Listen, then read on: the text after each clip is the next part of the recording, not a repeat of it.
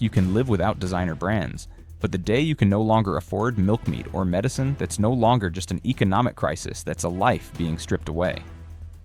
From coast to coast, America is entering a silent paralysis. From the retail perspective, inventory on hand right now in the United States will last for about 6 to 8 weeks. The worst case scenario is less choice on store shelves and online buying, prices spike, and families are really becoming tighter with their budget. Seaports now echo like abandoned train stations. Goods are stuck, trucks have nothing to haul, and major industries resemble machines unplugged from power, shutting down one part at a time. A few Asian countries are tightening their exports while the cost of living in America climbs with no brakes. The people are standing inside a burning house with no exit, no oxygen, and no one coming to help. This isn't a prediction. This is already happening. And in today's video, we'll expose 10 major industries now in freefall as America's supply chain fractures day by day. Food and beverage. Did you know that in just 18 months, the cost of a classic American breakfast eggs, bread milk, and fruit has increased by nearly $4 compared to pre-pandemic prices? Not because people are eating more, but because everything costs more. And now with port operations in disarray, what used to be taken for granted, like a loaf of bread or a piece of beef, has become a luxury for many working-class families. In cities like Philadelphia, Detroit, or Bakersfield, people who already had to budget every dollar each week are now being forced to cut out fresh food, switching to instant noodles or canned goods, not by choice, but because they have no other option. Every trip to the grocery store comes with the same dreaded question: do I have enough to pay for everything I need today? Egg prices once hit $10 per dozen, and beef soared past $15 per pound. But the real fear isn't just in the numbers, it's in the helplessness of watching everyday items disappear from shelves. It feels like walking into your own kitchen, opening the fridge, and realizing you can no longer feed your family the way you used to. Port slowdowns have left thousands of food containers stuck for weeks. Imported fruits and vegetables rot inside containers. Grains, flour, cooking oil goods sourced from a few Asian countries are so delayed that distributors are forced to change menus or cancel orders. It's not just consumers, but also grocers, diners, and restaurants who are barely hanging on. Some of them have simply shut down because they can't survive with today's ingredient costs. This isn't a short-term issue anymore. It's becoming a long-term reality where basic needs like food are taking up a growing share of every American household's budget. And what worries people the most is that there's still no sign things are getting better.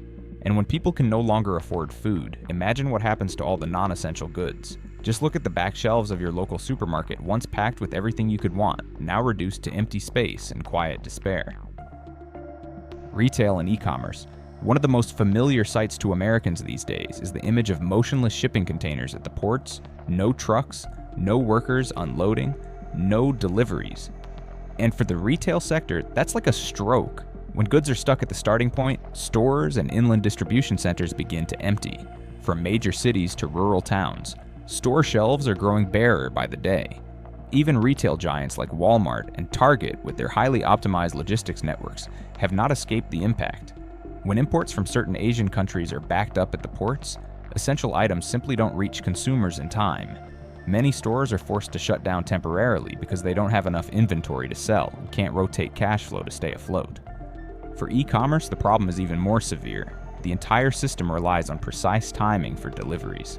But with ports paralyzed, goods don't arrive at warehouses on schedule, shipping times stretch out indefinitely, and operations break down. Consumers who once placed full trust in the speed of online shopping platforms are now left waiting endlessly or seeing their orders canceled outright. Storage costs have skyrocketed, shipping fees are climbing due to a shortage of empty containers and drivers, all while consumers are tightening their budgets. It's a double blow to retailers: no products to sell and no buyers to sell to. This explains why so many shopping malls are turning into cold concrete ghost towns. No inventory, no cash flow, no customers. The retail industry is being suffocated, breath by breath, by the very supply lines now jammed just offshore. And if everyday consumer goods can't even reach the shelves, just imagine what's happening to the things our lives literally depend on every day. Pharmaceutical and medical equipment. No one ever imagined that in a country like the United States, finding a box of cold medicine, a blood pressure monitor, or even just a few strips of antibiotics could become a daily concern.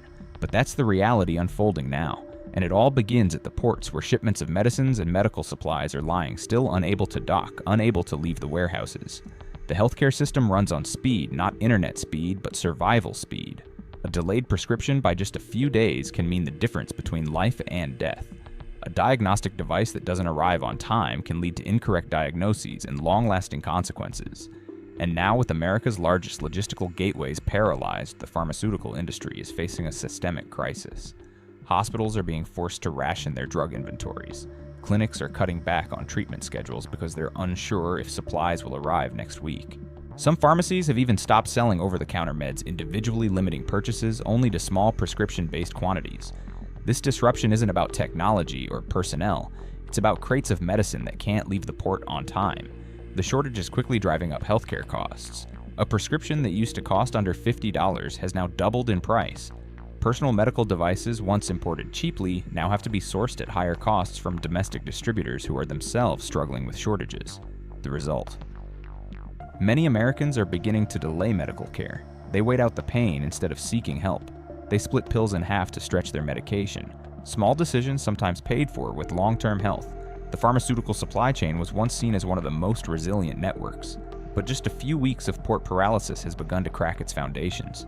And this reveals a frightening truth: if a critical sector like healthcare can't remain stable, then industries that depend on even more precise, more complex, and globally sourced components are headed for even more severe disruptions. Automotive industry. The American auto industry is facing an unprecedented crisis as global supply chains suffer severe disruptions caused by port congestion and geopolitical tensions.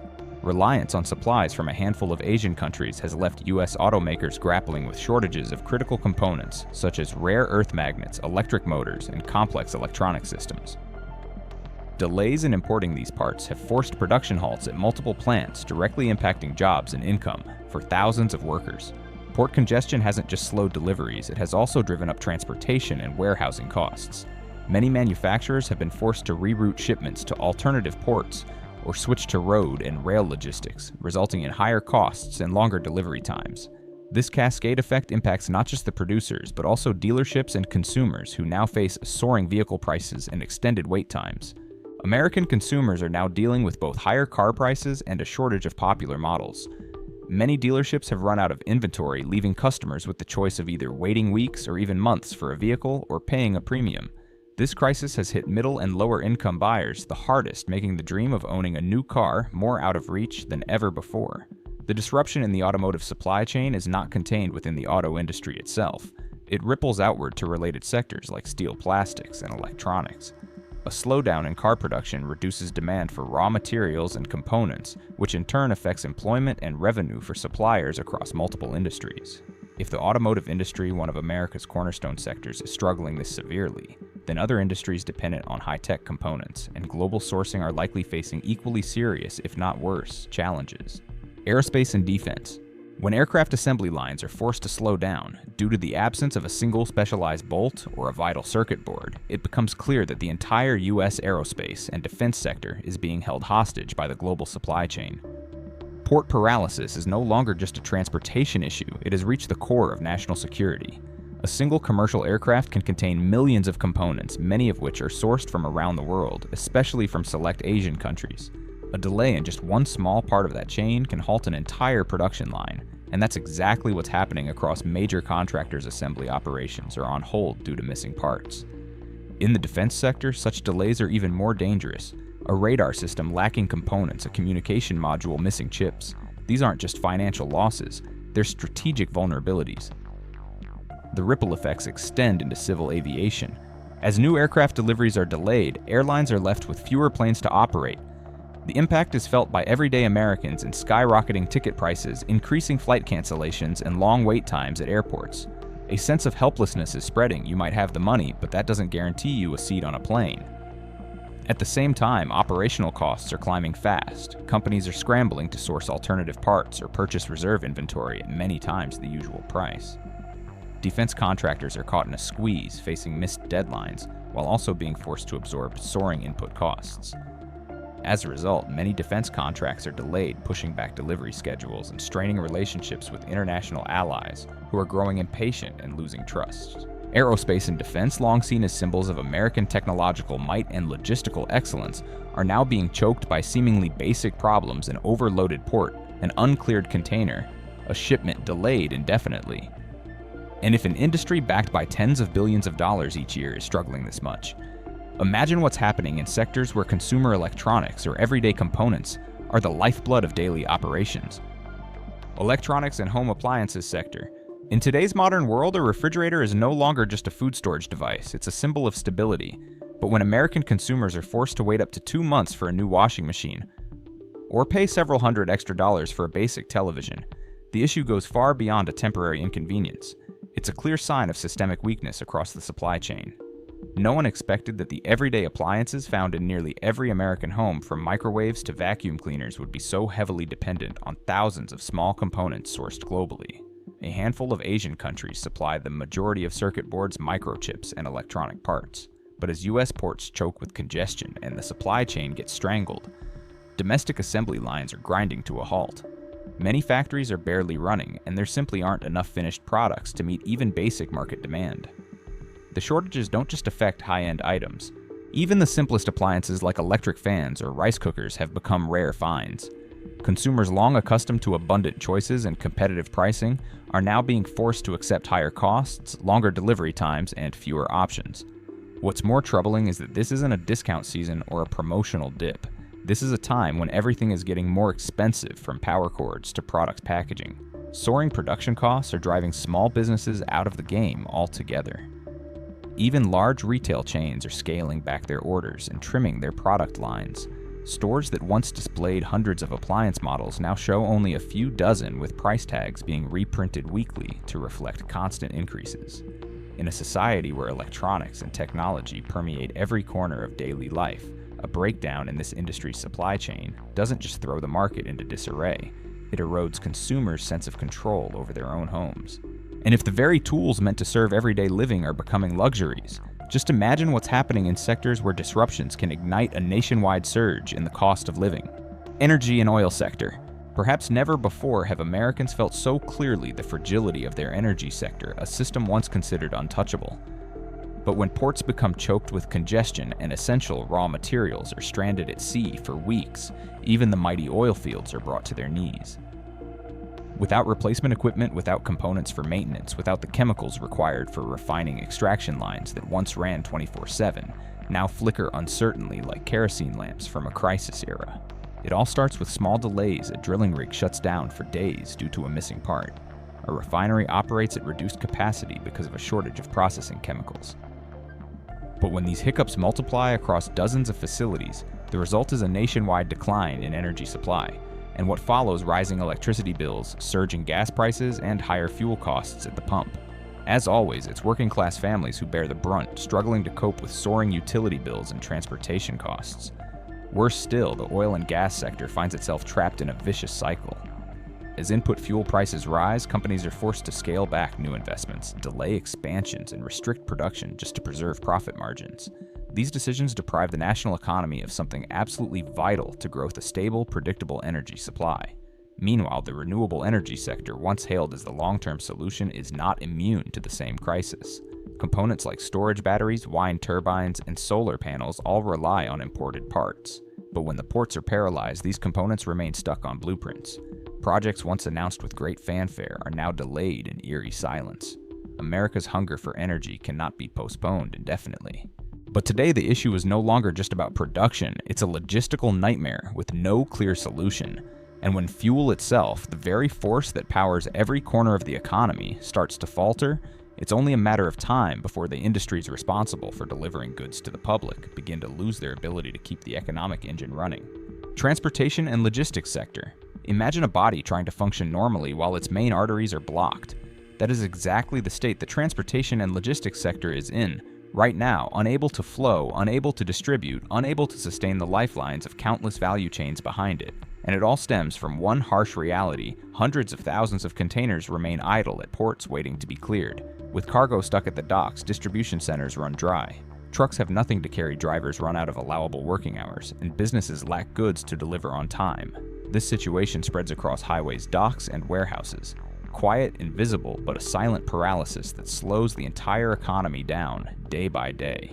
Companies that rely on fast-moving goods from supermarkets to factories are forced to adjust their plans. Many small businesses unable to bear soaring storage and transportation costs have begun layoffs or even temporary shutdowns. Larger companies, despite their resources, cannot maintain previous service levels because the operational chain has broken. Freight rates soar dramatically, but this does not mean better service. It simply reflects a sad truth. There are too many bottlenecks in what was once hailed as the most flexible system in the world, and each delayed shipment is not just a product that fails to reach a customer, it's a contract postponed, a production line stopped, a promise broken. Consumers feel this through late orders, products out of stock, and rising delivery fees with no guarantees in return. What they don't see are empty transport routes, drivers losing motivation to continue, and logistics companies teetering on the brink of bankruptcy.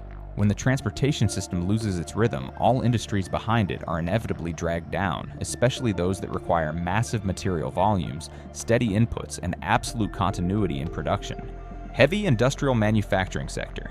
Unlike industries that directly serve consumer life, heavy industrial manufacturing is a silent but foundational field.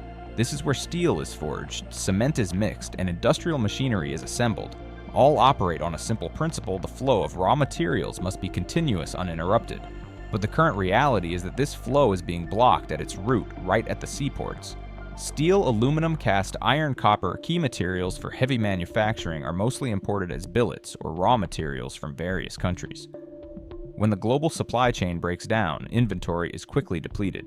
Metallurgical plants and heavy machinery workshops face a stark choice: operate at a reduced pace with high costs or halt production entirely to avoid losses. Input costs keep rising. But more frightening is the uncertainty. No one knows when the next shipment will arrive. No one can predict raw material prices for the coming weeks. In an industry where production planning must be done by the month or quarter, this instability is a fatal weakness. Large construction projects stall due to shortages of basic materials. Shipyards and heavy equipment factories are forced to delay delivery schedules. Some signed contracts even have to be returned because deadlines and costs cannot be met. When manufacturing reputation suffers, the losses extend beyond finances. It jeopardizes their position in the global value chain. The consequences are wider than expected. When a manufacturing plant stops running raw material, suppliers lose, customers, carriers lose contracts. Workers are laid off and industrial real estate markets become vacant. One broken link drags along a cascade of stagnation across many supporting sectors. From the outside, everything may seem normal, but inside industrial zones, conveyor belts stop, air compressors fall silent, and cranes no longer turn. It is the sound of a shrinking industry in quiet retreat. And amid this context, there is another sector seemingly more intangible but suffering critical blows when the smallest components fail to arrive on time. High technology and telecommunications sector. In a world powered by data, high technology and telecommunications are seen as the invisible infrastructure on which the entire society depends. But invisibility does not mean invulnerability. When containers holding microprocessors, sensors, optical components, and signal transmission equipment remain idle at seaports, the entire American tech ecosystem begins to malfunction. From hardware design companies to telecom providers, all rely on large quantities of imported devices and components to maintain operations. Prolonged congestion at cargo reception points has stalled telecommunications infrastructure upgrades. Many plans to expand 5G networks, enhance rural data connectivity, or upgrade data centers have been postponed indefinitely simply due to a lack of equipment. It's not just about new investments. Even maintaining current operations faces difficulties. Routers, servers, switches, which are normally replaced on maintenance cycles, must now be used longer, increasing the risk of data transmission disruptions. This may not be obvious day to day, but with millions of financial, medical, educational, and security transactions occurring every second, a small error can have unforeseeable consequences. For tech companies, the pressure goes beyond operations. They face a crisis of trust as customers grow frustrated with delayed services, unstable connections, and prolonged maintenance. Meanwhile, engineers have to cope with outdated equipment and software that cannot be properly updated due to lack of compatible hardware. The result is slowed development, stifled innovation, and weakened competitive position. More seriously, dependence on limited supply sources makes the entire ecosystem vulnerable. A single delayed component not only slows production lines, but may cause a new technology launch to miss its timing, losing the market entirely. In a field where time is market share, this equates to falling behind. This should be the time when the tech sector leads the economic recovery. Instead, it is being strangled by seemingly basic factors: a jammed seaport, an impassable route, a device arriving late. In the digital world, a mistimed stop can divert the entire data stream and trigger millions of unpredictable consequences. We're living in an America where even the most seemingly solid foundations, from healthcare, food to technology, can be shaken simply because containers have yet to arrive at the ports. The issue is no longer just about big corporations. It has become a daily survival challenge for every working family. If this situation continues, who will be the next to bear the burden? And is there any industry strong enough to be immune to this silent wave of collapse? This video does not promote division within the United States or encourage secession. All content is presented with the purpose of exploring, analyzing, and sparking discussion based on current facts, emotions, and social trends. We respect the U.S. Constitution and all federal regulations. If you find this video helpful, don't forget to like, subscribe, and turn on notifications so you won't miss candid and in-depth perspectives that mainstream media often overlook. Please share this video if you believe others deserve to see a part of the hidden truth.